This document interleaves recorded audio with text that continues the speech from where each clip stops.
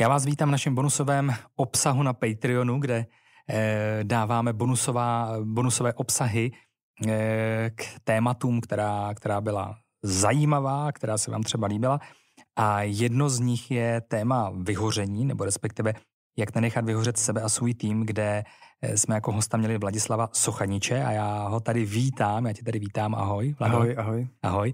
My jsme našim posluchačům slíbili, že se podíváme blíž na téma vlastně té první pomoci při příznacích vyhoření a na to, jak si nastavit ten work-life balance. Tak já bych tě možná teď poprosil, kdyby jsi nám dal ty typy doporučení, jak na to, jo? Jak na ty příznaky, když je tam mám, tak jaká je ta první pomoc, jak si na to šel ty? Dobre, takže tie prvé príznaky, dôležité je hlavne tie prvé príznaky rozpoznať, lebo oni môžu byť rôzne, môže to byť, ja neviem, zlý spánok, môže to byť. Ja som mal napríklad tak, že som rapidne schudol za veľmi krátky čas, mal som o 6 kg menej, než mám teraz. A nemyslím si, že som nejaký veľký chlap, čiže si to asi vieš predstaviť. Tebe z toho moc nebylo. Áno. A v podstate prvé, čo treba urobiť, je zastaviť sa. Zastaviť sa, skončiť s tým, čo dovtedy robíte.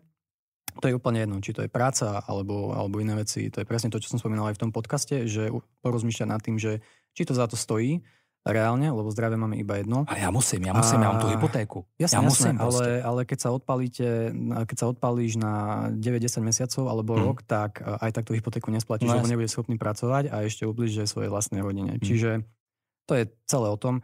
Podľa mňa tá dokonalosť alebo ten drive, ktorý momentálne nejak v spoločnosti prekypuje, by som povedal, to je podľa mňa choroba. To je normálne, že moderná choroba, lebo tie hranice sa nedajú posúvať do nekonečna. To je jednoducho, ak raz človek na niečo v danej chvíli má nejaké svoje limity, lebo na nás vplýva dennodenne strašne veľa faktorov. Jednoducho rodinné problémy, vzťahové problémy, slabá sociálna interakcia, čo sa stane.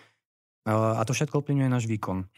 Čiže to vôbec to nie je slabosstvo, ak si niekto povie, že OK, teraz, nie že na to nemám, ale teraz, v tejto danej chvíli to jednoducho nedám a zastavím sa a prehodnotím svoje princípy, aby som sa možno niekedy v budúcnosti o pár rokov k tomu mohol vrátiť, ak opäť budem chcieť. Lebo možno ma to ani nebaví. Možno na tom len slušne zarábam. A to ma tam drží nejakým spôsobom. Ja. A to nie je hanba. A aj keď sa tak človek možno bude cítiť zo začiatku, nie je to hanba, jednoducho to tak je. Každý máme svoje limity. Ja mám tiež kupu veci, ktoré jednoducho nedokážem. Boli veci, ktoré som si myslel, že dokážem a musel som ich stopnúť, lebo som jednoducho vedel, že už presahujem svoje limity.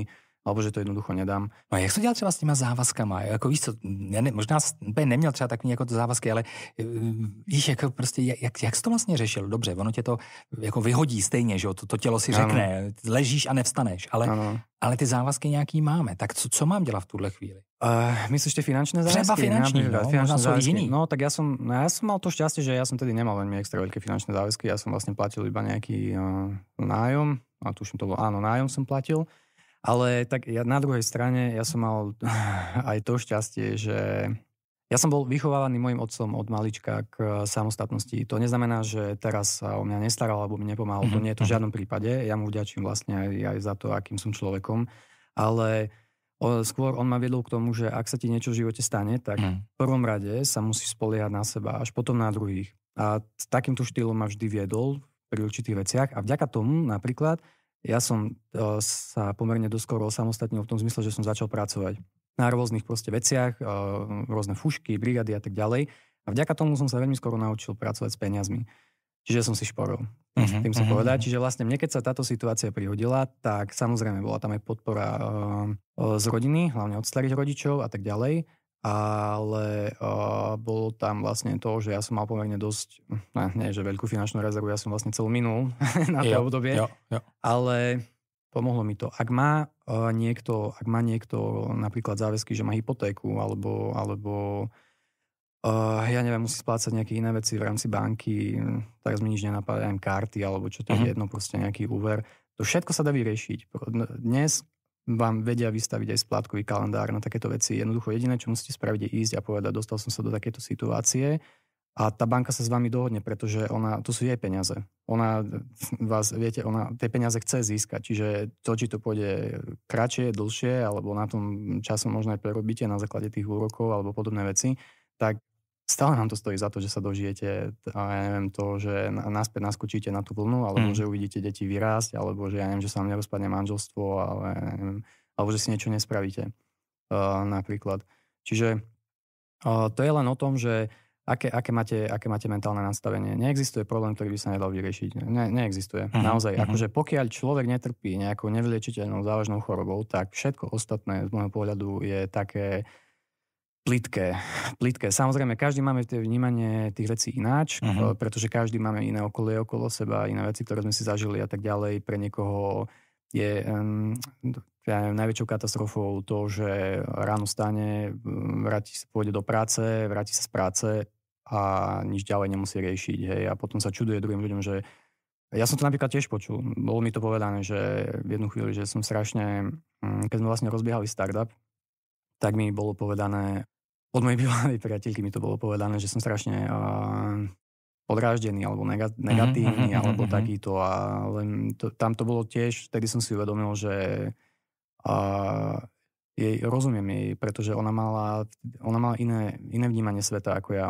Ona fungovala úplne ináč, ona fungovala jednoducho tak, že išla do školy, do práce, nemala žiadne záväzky, nemusela nič riešiť. Naopak, ja som mal záväzky alebo zodpovednosť nielen, že za spoločnosť, ale za tých ľudí. Mňa proste stále to drží to, že tam mám zodpovednosť za tých ľudí. To je to, kvôli čomu to aj robím vlastne a kvôli čomu sa snažím. Čiže to je celé o tom, ako to celé vnímate, ako to máte nastavené. Neexistuje naozaj nič. Čo by sa nedalo vyriešiť. Máte hypotéku v poriadku, tak si dáte odklad. Možno vás to bude stáť nejaké peniaze navyše, ale stojí to za život. Ale stojí to za život, presne. To sú také výhovorky, podľa mňa, ak niekto povie, mňa nemôžem, lebo neviem čo. No, jsou možná nějaké jako zvyky, které tam jsou. Presne tak. Mě, Vlado, zajímá jedna věc, jo. Teď jsem se s tím jako osobně samozřejmě nesetkal, ty ano. Já když teda ráno nemůžu vstát, když to cítím, jako jo, tak a teď v pytli prostě, teď jsem v pytli, prostě asi psychicky to není žádná hitparáda, že jo. Jako jaká je tady ta první pomoc? Jako co ty si dělal? Zůstal si ležet? Nebo jak si volal fakt tomu psychologovi? Nebo nie, ja som ostal ležať. A ja som tedy preležal, ja úprimne ani neviem, aký čas ubehol.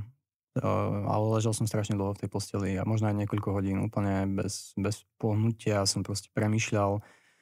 A možno ani neviem, či som premýšľal. Teraz s odstupom času si na to ani úplne tak presne nepamätám. Bolo to celé také, že som sa zrazu po nejakom čase postavil, bolo už pred večerom asi, alebo takto nejako, 4-5 hodín.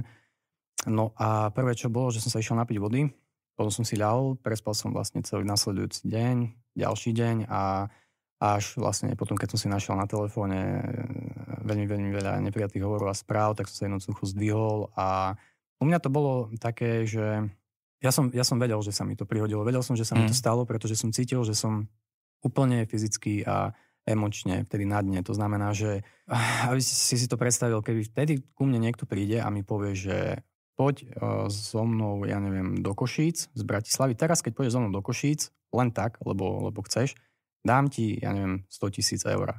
Hej? Nešiel by som, lebo proste som nechcel. Nevládal som, nemal som chuť, jednoducho bol som úplne nahnevaný na celý svet, bol som nahnevaný na seba, a nevidel som ničom zmysel, pýtal som sa sám seba, že na čo to robím, na čo sa toľko snažím, jednoducho zrazu to už prešlo do frustrácie v tom, že aj takto nikto neoceňuje. Proste úplne takéto, viete, že ja neviem, ako keď máte pubertu v 14-15, alebo kedy a ste úplne, že ježiš, tí moji rodičia vôbec nechápu, nikto ma nechápe, nikto ma nepodporuje, nikto nič neocení. Tak to tam proste zažíval. Tak ja som to, netvrdím, že to bolo takto, ale presne tak, že mi tam skákali také tie, že hnev na celý svet, a potom na čo to robím vlastne, potom aj na rodinu, že vlastne úplne mi začali utekať myšlienky. Bolo to hnev, frustrácia, hamba, takto sa to vo mne nejakú dobu. Lebo toto trvalo vyše roka. To nebolo tak, že ja som sa akože po týždni pozdechal a super, ideme ďalej fungovať. Akože jasné, po niekoľkých mesiacoch som sa začal stretávať s ľuďmi, ale to bolo úplne fejkové. To bolo také, že tešil som sa, kedy odídem od nich. Dokonca od najlepších kamarátov. Jednoducho, ja som nevládal počúvať ich problémy. Prišlo mi to hlúpe, prišlo mi to detinské, prišlo mi, že a je mi to akože ľúto. takto povedať na rovinu, ale vtedy jednoducho som to takto cítil. Že to prostě jako, není to důležitý, že hlavně ty jako... A ty doporučuješ teda co? Doporučuješ to jako prožít? Jako vzít to jako fakt? Nie, nebo bojovat s tím? Nebo... Určite s tým bojovať. Konec koncom mne to prinieslo aj pomerne veľa výhod a je to skúsenosť jednoducho, stane sa to každému. Je pravda, že ak sa to stane niekomu po 20-ke, tak je tam evidentne niečo zlé. A človek by si minimálne mal uvedomiť, že čo vlastne robí a kam smeruje a akou cestou sa tam rozhodol vybrať. Lebo jasné, vidíte tých ľudí okolo seba, proste, ktorí možno majú nižšie nároky na seba a na svet ako vy, ale žijú v podstate šťastnejší život než vy. A pritom vy sa o ten šťastnejší život ste sa snažili doteraz nejakým spôsobom, ktorý vás priviedol do nechceného stavu. Čiže ja jednoznačne odporúčam, ak sa niečo takéto stane, prestať robiť to, čo v danej chvíli robíme a rozprávať sa o tom s ľuďmi, zobrať si k sebe najbližšieho človeka, prípadne aj niekoho z rodiny, povedať mu, o čom to je a jednoznačne vyhľadať odbornú pomoc. A nájsť si nejaké hobby, ale nastaviť si presný časový harmonogram. Ja napríklad som to riešil tak, že po nejakom čase, lebo z začiatku sa to nedá, máte ku všetkému nechuť, nevlázete ani fyzicky, ja neviem, boli týždne, kedy ja som proste každý deň vracal napríklad, áno, nemohol som ani jesť. Naozaj aj fyzicky som sa cítil zle, ale potom po nejakom čase ja som strašne vždy chcel veľa cestovať, tak som si povedal, že skúsim také, že menšie tripy, možno o samote niekde, kde si proste prevetrám hlavu. Tak som šiel najprv v rámci Slovenska, potom niekam do zahraničia. Potom počase strašne dlho som chcel napríklad naučiť sa hrať na gitare. Tak, neviem, to bolo tuším rok dozadu, alebo rok a pol, som si zaobstaral gitaru a jednoducho, ale nastavil som si pevný termín, že som si povedal, že ako náhle, ja neviem, budem začínať cítiť unavený na konci dňa, všetko nechám, alebo aj v priebehu dňa. Všetko nechám, zoberiem si do ruky gitaru a budem si jednoducho hrať a normálne zo sebou nevezem ani telefón. Ja napríklad vtedy nemám pri sebe ani telefón. To isté napríklad aj keď čítam knihu. To je možno tiež jedna z vecí, že napríklad aj keď čítam knihu, tak ja nedvihnem telefón. Ja sa pozriem, kto volá, či náhodou niečo vážne, že z rodiny, ale keď vidím, že to je proste len, že dokonca aj otec sa zo mňa smeje niekedy, že sa mi nemôže dovolať niekedy, ale jednoducho takto mám nastavené, že aj od tých sociálnych sietí sa snažím, aj od tej technológie proste fokusovať sa iba sám na seba, ale lebo vždy sa to nedá. Napríklad aj v rámci mojej práce ja jednoducho musím fungovať s tým telefónom, aj keby som nechcel, musím. A jasné, teraz možno keď to bude počúvať niekto z mojich známych alebo kamarátov, tak sa pousmieje, lebo vie, že niekedy trávim pomerne dosť času na telefóne, keď riešim nejaké veci. Jednoducho ja netvrdím, že mne to nikdy neujde. Ujde mi to. Ja doteraz sa učím sám so sebou fungovať po novom a budem sa to učiť ešte dlhšiu dobu. Ja som nikdy netvrdil, že viem všetko na 100%, ale tá dôležitá je aspoň tá snaha. Napríklad idem si zahrať na gitare, nechám všetko tak. Nedvihnem ten telefón, aj keby zvonil 6 krát, jednoducho ho nezoberiem, budem sám so sebou, v danej chvíli ukľudním sa, utriedím si myšlienky, vrátim sa a pokračujem ďalej. Alebo keď sa idem prejsť napríklad. Alebo keď si idem zabehať napríklad. Mne strašne pomohol beh na jednu dobu, keď som začal behať. Alebo to čítanie kníh napríklad a podobne. Čiže nejako si nastaviť aj tie svoje hobby, ale zásadovo, reálne, že zásadovo. To neznamená, že sa núti do nich, to určite nie, ale jednoducho si povedať, že nie, teraz v tejto danej chvíli by som mal prestať robiť to, čo robím a ísť sa venovať niečomu inému, hoci len na malú chvíľu. A ak to niekto v danej chvíli nepochopí, či už to bude šéf, alebo ja neviem, kolega, alebo podobne, tak je to jeho problém, lebo keď tá práca je nakoniec urobená, je spravená, tak to je taký prežitok, že niekto musí byť v práci od 7 do pol 4 v kuse non-stop, aj keď tam nič nerobí. Ja sám som v takejto práci nedávno fungoval a vlastne pár dní dozadu som bol so svojím bývalým kolegom, lebo sme sa pomerne dosť skamarátili a ja napríklad sám na ňom vidím, že úplne ho to zožiera jednoducho, že tam musí sedieť, aj keď proste vie, že by tú prácu oveľa lepšie spravil aj po psychickej stránke niekde inde. No má v prírode, tam musí byť. Ale on tam musí byť, lebo jednoducho Tak to je a to je tiež také.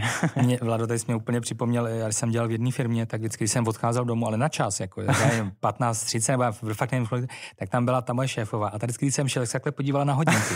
Na začátku člověk to nevnímá, protože když to je pokaží, tak ten Pavlov zareaguje, tak já už jsem si říkal, kurně, tak já jdu asi brzo. Tak jsem tam pak byl díl, jo. A ona zase pak koukla na hodinky, já jsem byl v pasti. Ale to pak, já jsem pak odešel, a ne kvůli tomuhle, ale tak to jako je to.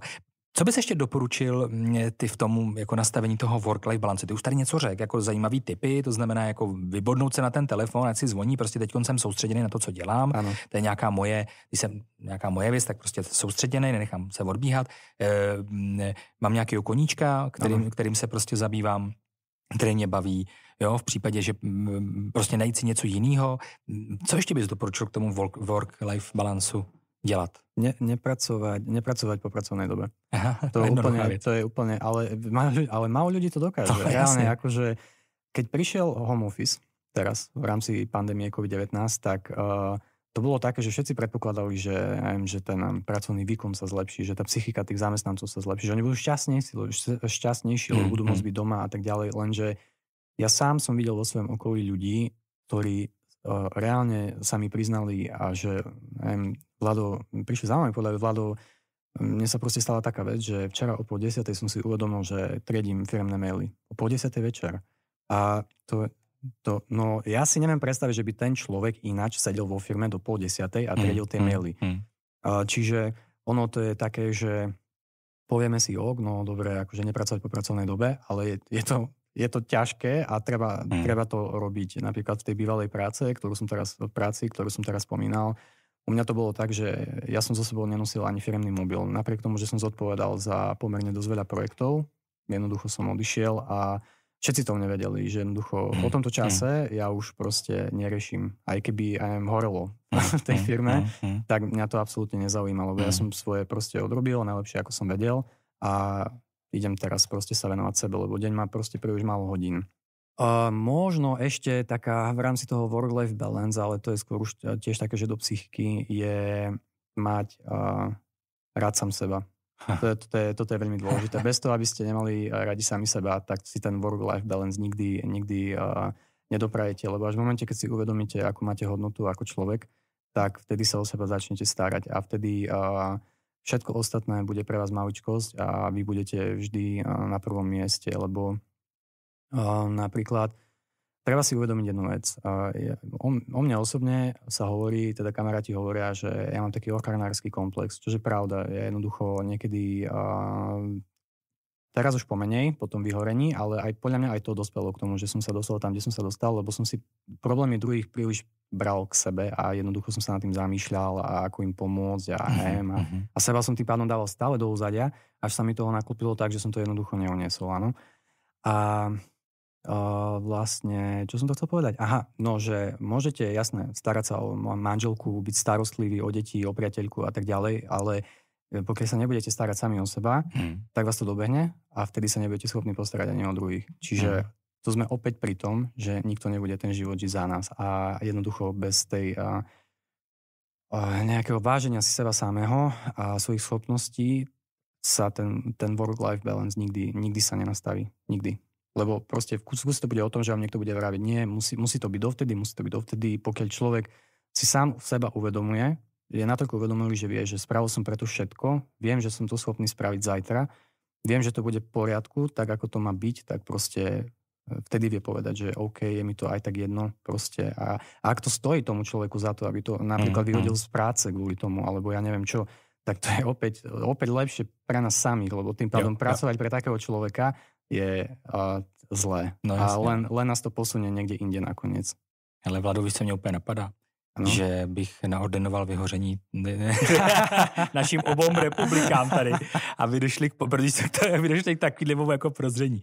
Já ti děkuju, že jsi přišel, jsi přidal zase úplně jako skvělý tipy. Opravdu si myslím, že je to hodně pomocný lidem, kteří to prostě vezmou vážně, jako aby žili svůj život. Děkuju, že jsi přišel, Vlado, a ať se ti daří. Ďakujem pekne. A nech sa darí aj poslucháčom hlavne. A majte sa radi.